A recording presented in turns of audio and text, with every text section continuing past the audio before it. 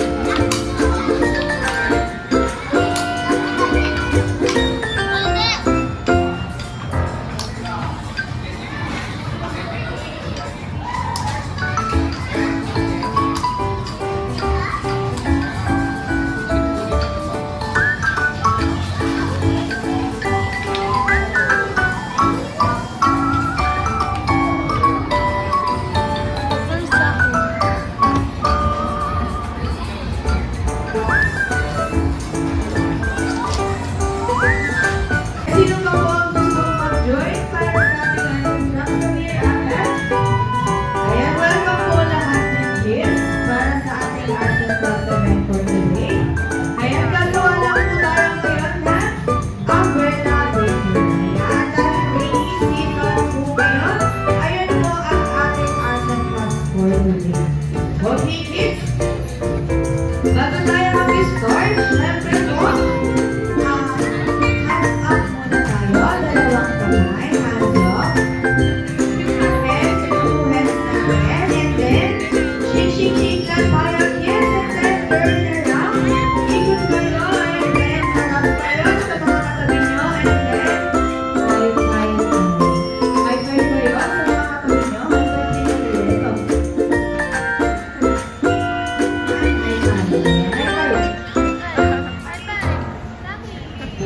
Ayan, very good.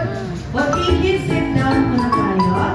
Dito kayo muna kay ate. Sit down kayo dito. Dito kayo muna kay ate. Huwag muna tayo sa chair. Huwag po kayo dito sa may sahig. Harap kayo kay ate Jen. Dito kayo. Huwag po kayo dito. Sit down kuya. Upo muna. Upo ikaw po. Ayan. Okay, bago tayo mag-start, syempre po, magpapakilala lang po muna ako sa inyo ang your host for today. I'm Ate Jen together with Ate Jo. Ayan. Okay, kids, ulit po, ipapakita sa inyo ni Ate Jo ang ating arts and crafts ngayon. Ito po is umbrella bakery. Ayan po yung hawak ni Ate Jo. And then, may mga materials po tayo para sa ating arts and crafts. Meron po tayo mga materials dito is 5 po. Yung first is yung umbrella po natin. Ayan po yung naka-print na umbrella. Yung hawak ni Ate Jo. And then yung stick po ng ating umbrella. And then yung pangatlo is yung mga paper, print papers po natin. And then yung last is yung crayon. And then yung mga glue po na gagawin nyo para sa ating arts and crafts board. Siyempre, example lang ni Ate Jo kung ano ang gagawin natin para sa ating arts and crafts. First, kids, is itutubiin nyo po yung hawak ni Ate Jo. Ito po. Ayan, okay, go. Koloran po muna natin yung first. Kahit ano pong color ang ilalagay nyo sa mga umbrella natin. Whether ito po isang color or mag-copy po ng rainbow color. Ayan, koloran nyo lang siya, ha? And then, yung next step natin, kids, yung mga ating po dyan is itutubiin nyo lang. Lalagyan nyo po siya ng glue. Ayan, ganyan po dapat magiging itsura niya. Ayan, pag itubig nyo lang po siya, pag nilagyan ng glue. And then, yung next natin is yung hawak ni Ate Joanna Lynn. Na print papers po is ipapasok nyo siya sa loob. Ganun po yun. Ito po dapat, nasa loob po yan, ha. Lalagyan nyo yan siya, and then titikitan nyo siya ng glue. Dapat nasa loob, hindi po sa labas ang print papers natin. And then, yung last is itong handle na hawak ni Ate Jen is ilalagay nyo siya sa loob. Naintindihan po ba ang gagawin natin for the day? Ayan, okay, kids, pwede na kayo mag-sit down para sa atin arts and crafts. Mag-sit down na kayo sa upuan.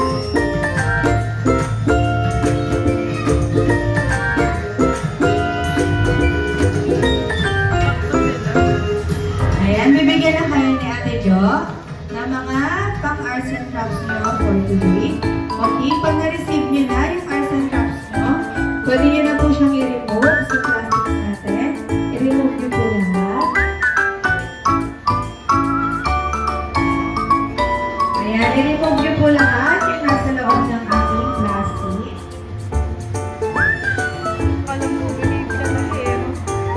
And then, pag na-remove nyo na po siya, ibigay lang po natin kay Ate Jo or dito lang sa na para makuha natin. Ayan. Okay, kids, pwede na kayo mag-start para sa inyong gagawin. Yung mga crayons po natin, share na lang po kayo. Ayan. O, color na po na kayo, kids. Kahit anong color po or kaya kung gusto nyo ng same colors, it's okay lang po. Bahala po kayo kung ano yung gagawin natin. Sa mga parents and guardians ng kids natin, pwede nyo po silang tulungan para mabilis ang kanilang pag-arts and crafts kids. Okay po? Yan sa mga parents and guardian kids natin, pwede nyo po silang tulungan sa pagka-crayons or pag-budget ng ating umbrella making. Ayan. Sige lang po, crayons na po kayo. Kahit anong color po yan ha, okay lang po yan. Sige na, crayons na kayo. Go na. Ayan kids, syempre po, habang nagpa-color po kayo, may konting trivia lang si ate para dyan. Ayan, alam niyo ba kids kung saan nag-start ang ating umbrella? Okay. Ayan, sino kaya ang gusto sumagot? Kung sino nakakaalam? Kung saan nagsimula ang bansa ang ating umbrella? Ayan, o saan daw, sabi ni Sir. Ayan, nag-start po ang ating umbrella ay sa bansa China. Ayan, sa China po nag-start ang ating umbrella. And then, meron na rin po siyang years kung kailan siya nag-start. Ayan, ang years naman po na ginawa ng ating first China na umbrella is 2,400 years na po. Ayan, 2,400 years na po nag-start ang ating mga umbrella. And then, sa second one naman po is yung bansang Mesopotamia. Ayan, and then ang years naman ng Mesopotamia is 2,310 BC. Ayan. Saan kaya madalas nakikita ang umbrella natin dito sa Pilipinas? Guess what? Saan?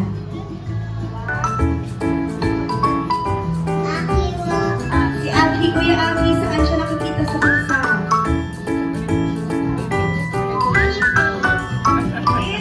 Saan sa Philippines? Sa may Chinatown, na dami umbrella sa Chinatown. Ayan. Okay kids, pwede na kayo. Okay lang, sige lang, crayons lang kayo dyan. Yan, lalagyan nyo muna ng glue ha. Para matupin na yung pinaka-umbrella natin. Ayun, syempre po, may konti pa pong trivia about dyan sa ating umbrella. Ayan, sino kaya makakasagot sa atin dito? Ayan, tungkol sa umbrella, ano ba po ang English ng ating umbrella? Ayan, ano kaya? Ayan, hindi na lang si Sir. Ayan, nagtatanong si Sir. Ang English pa po ng ating umbrella is the shadow shading. Ayan, shadow shading po ang English ng ating umbrella. Pagtapos na po kayo, dyan lang po muna kayo habang po tayo aalis. Dahil mag-picture taking pa po tayo para sa inyong arts and crafts. Ito muna kaya, ito.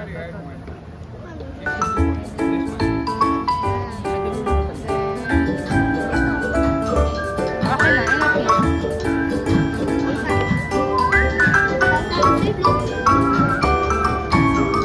No, baliktad. Baliktad. Pahabot ka kay ate. Ayan, okay. Yan yung pinaka-handle po. Lagyan nyo rin siya ng glue para madikit nyo sa pinaka-loob ng ating umbrella. Ayan o, may mga glue po tayo dyan. Pwede nyo po siyang lagyan. Ito po, lagyan nyo po siya ng glue. Yung pinaka-handle. Lagyan nyo siya ng glue para po dumikit siya doon sa pinaka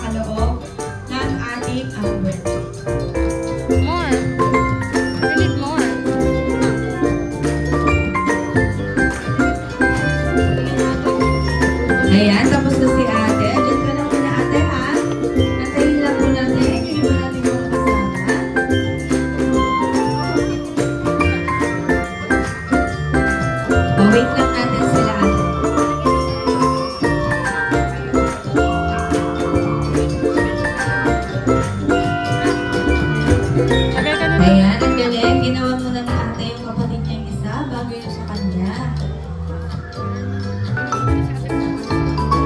O, hold nyo muna yan. Paas ka kay ate.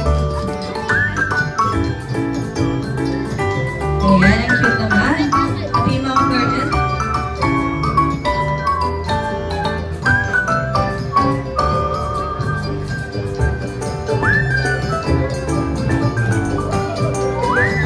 Put that one. Ayan ate, o, ito yung candle. Ito, free papers mo na lang. Sa loob. Ano Dito sa loob. Dito sa loob.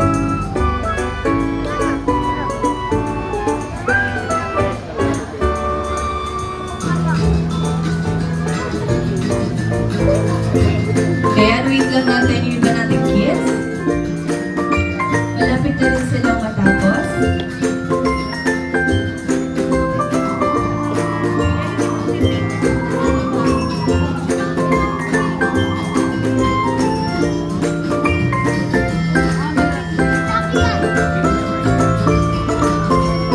Para malagay ko siya sa mga umbrella.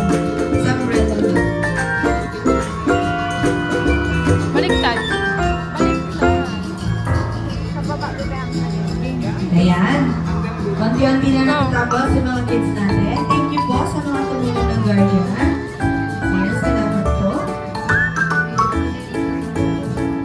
Ayan, kuya, dyan ka lang ha. Stay ka lang muna dyan dahil magkakaroon tayo ng picture taking para sa inyong arts and crafts event. Ayan yung handle kids ha. Lalagyan nyo lang siya ng glue. And then, para madikit nyo siya sa pinakaloob ng inyong umbrella. Wow, ang galing ni Kuya.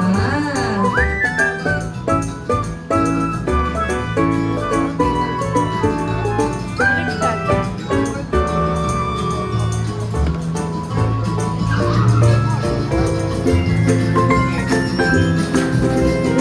Ayan.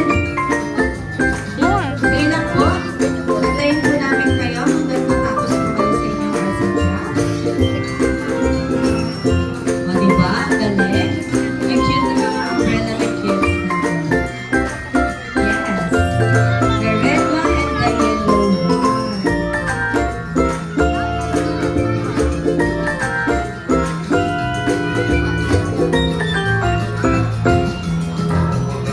Kuya. Wait. Bakit? Ayan, sige lang. Gawa lang tayo, kids. Sige lang, gawa lang. Wait kayo nila ate. Hanggang matapos na. Ayan, habang hindi pa tapos ang kids natin, mag-a-announce lang po muna si ate sa inyo. Ayan po, listen po tayo sa mga parents and guardian dito sa loob ng kids zona. Monday po at hanggang Friday po is closed po ang kids zona Galleria San. Kasi po nagre-renovate po kami. And then sa August 9 naman po is reopening po namin. Ini-invite ko po